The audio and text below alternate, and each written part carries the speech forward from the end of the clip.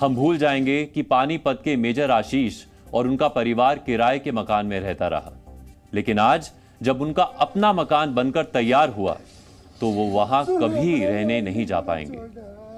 हम भले ही भूल जाएं, लेकिन उनकी बहन ये कैसे भूल सकेगी कि वो आखिरी बार अपने भाई को राखी तक नहीं बांध सकी। आज पूरा देश इनकी शहादत को, इनकी जाबाजी को सलाम कर रहा है, लेकिन आज आपको उन परिवारों को भी जरूर याद करना चाहिए, क्योंकि अनंतनाग का ये एनकाउंटर तो जल्दी ही खत्म हो जाएगा, लेकिन इन परिवारों के लिए ये एक अंतहीन जंग में बदल चुका है।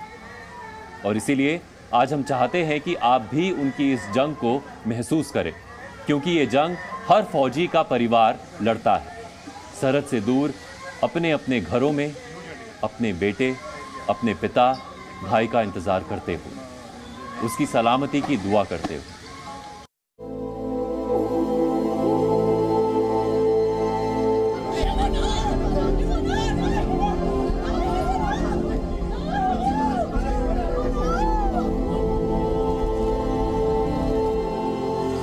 कब तक ऐसे तिरंगे में लपट के सब आते रहेंगे?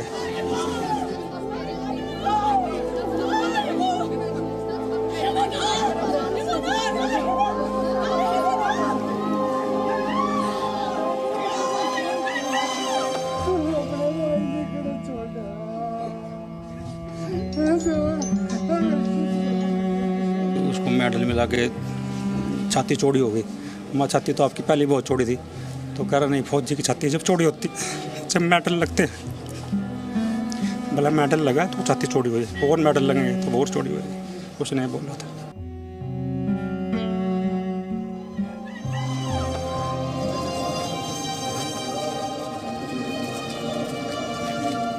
एक बाप के कांधों पर बेटे का जनाजा, इससे भारी बोझ दुनिया में शायद ही कुछ और होता हो।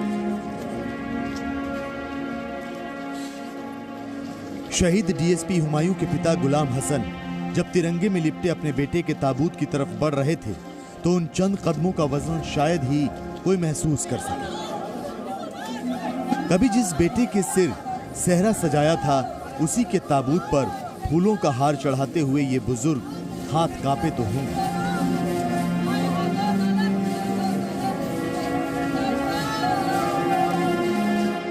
लेकिन गुलाम हसन एक शहीद के पिता हैं।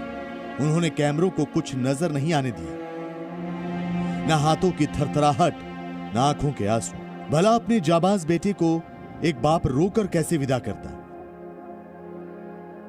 लिहाजा गुलाम हसन न रुके न झुके, शांत सधे कदमों के साथ बेटे के करीब पहुंचे, एक दफा देखा, श्रद्धांजलि दी और लौट गए।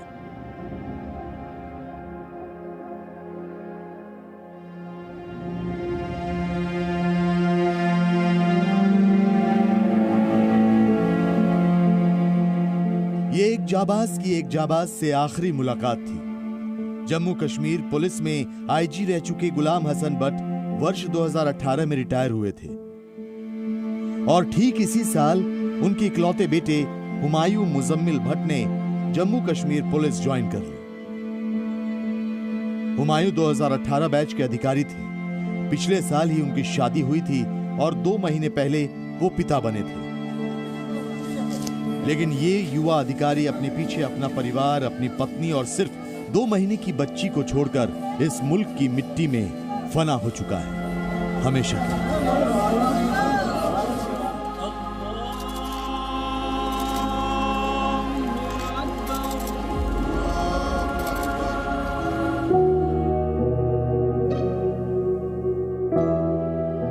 2.5 साल की इस बच्ची को न खबरों की समझ है, न ही इसे मृत्यु की परिभाषा का ज्ञान है। अपने नाना के कांधे पर बेफिक्री से सवार ये बच्ची नहीं जानती कि अब उसके पिता फिर कभी नहीं लौटेंगे, वो शहीद हो चुके हैं। 2 ही बच्चे हैं, एक बेटी है, ये 6 साल का बेटा है। कितने साल की ये बेटी है? 2 साल की। अभी बेटे को पता है कि उसके फादर वतन के लिए शहीद हो? ना, उसको पता ही नहीं है। 27 अक्टूबर को 6 साल का होगा। कर्नल मनप्रीत जब छोटे थे तब अक्सर अपने पिता की वर्दी पहन लेते थे। उसी वर्दी या यूं कहिए कि वतन से इश्क उन्हें सेना में खींच लाया। कर्नल मनप्रीत 19 राष्ट्रीय राइफल्स की उसी यूनिट में कमांडिंग ऑफिसर बने जहां उनके पिता कभी बतौर सिपाही अफसरों को सैल्यूट करते थे। मनप्रीत हैं, इनके फादर जो वो भी आर्मी से रिटायर हुए थे। रिटायर होके आर्मी से वो फिर यहाँ पे पंजाब यूनिवर्सिटी में जॉब किया उन्होंने। वहाँ से जॉब करते समय उनकी डेथ हुई है। और उससे पहले कर्नल मनप्रीत के दादाजी वो आर्मी में थे, वो अंग्रेज़ों के समय में आर्मी में थे। मैंने देख लिया मेरा बेटा शहीद हो गया, मनप्रीत सिंह, कर्नल मनप्रीत शहीद हो गया। मैंने पढ़ लिया, मेरे को पता चल गया तब।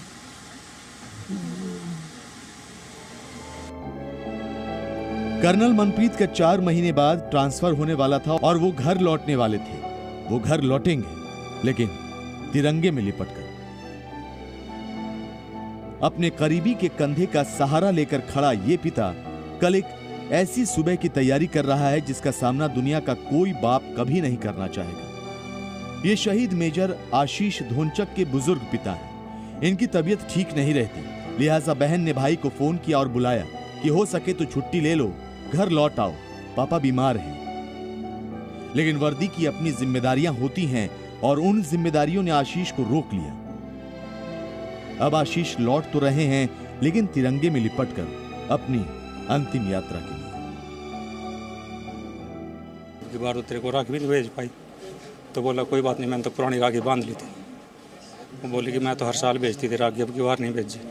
बोला कोई बात नहीं, जब आऊँगा जन्मदिन पे तब सारे काम कर लेना, अब पुरानी राखी बांध दी मैंने। बस अभी उनको छुट्टी आना था उनके बर्थडे पे, तो तभी गृह प्रवेश करना था हवन वगैरह करके। तो तैयारियां तो सारी हो चुकी थी, बस थोड़ा बहुत ही रह गया था इंटीरियर वगैरह का काम। अच्छा। हाँ, वो अप्रैल में करने वाले थे, बट उस टाइम कुछ काम हो गया था तो उस टाइम कर नहीं पाए। तो उन्होंने बोला कि अगली बार जब छुट्टी आऊँगा तो तभी शिफ्ट कर लेंगे। मेजर आशीष और उनका परिवार सालों से किराए पर रहता आया था और एक आम इंसान की तरह मेजर आशीष का भी ख्वाब था कि उनके परिवार के पास अपना खुद का आशियाना हो। लेकिन उनका यह ख्वाब पूरा होकर भी अधूरा रह गया। पानीपत में उनका अपना घर बनकर तैयार है, लेकिन इस घर में मकान मालिक नहीं, उनकी यादें ही रहेंगी।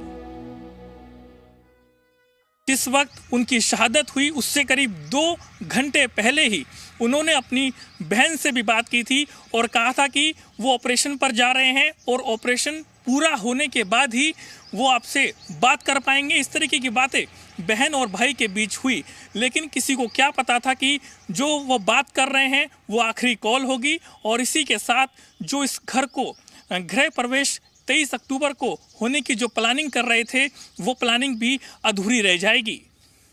कैमरामैन पीयूष के साथ नीरज कुमार गौड़, जी मीडिया, पानीपत। जी न्यूज़।